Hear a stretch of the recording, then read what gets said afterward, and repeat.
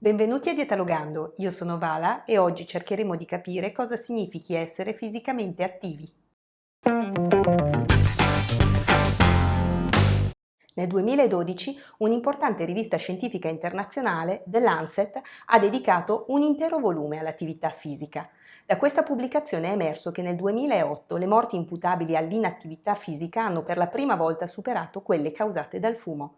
Ora, provate a immaginare il divano di casa vostra o la sedia del vostro ufficio con una scritta che occupa almeno i 2/3 della superficie che recita: l'inattività fisica nuoce gravemente alla salute. A questo punto si tratta di capire cosa si intende per attività fisica e quanto sia difficile praticarla, considerando che l'alternativa è peggiorare la nostra aspettativa di vita. Chiariamo subito che l'attività fisica non è sport, nella cui definizione, secondo la Carta europea dello sport per tutti del 1992, sono contenuti chiari riferimenti alla prestazione e alla competizione. Quindi chi pratica sport anche a livello amatoriale lo fa con l'obiettivo di migliorare le proprie performance e di partecipare a gare.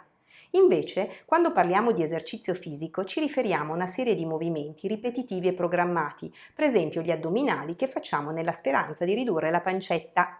L'Organizzazione Mondiale della Sanità ha invece definito l'attività fisica come qualunque comportamento coinvolga il sistema muscolo-scheletrico e che determini un consumo di energia superiore a quello che si ha in condizioni di riposo.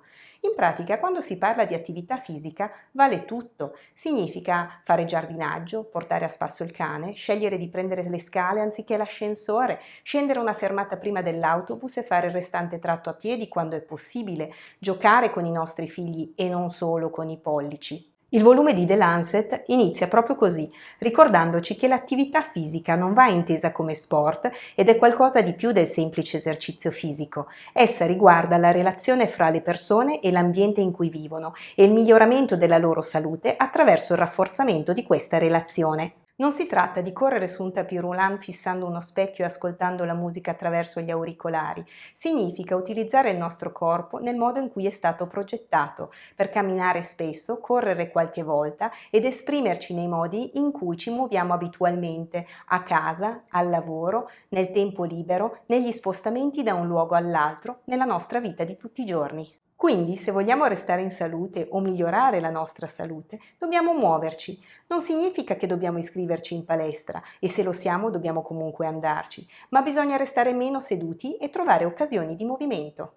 Un grosso pesce nel lago non sopporta rivali e piano piano se li mangia tutti, diventando un grosso pesce senza cibo. Non è saggio circondarsi di cadaveri se aspiri alla prosperità.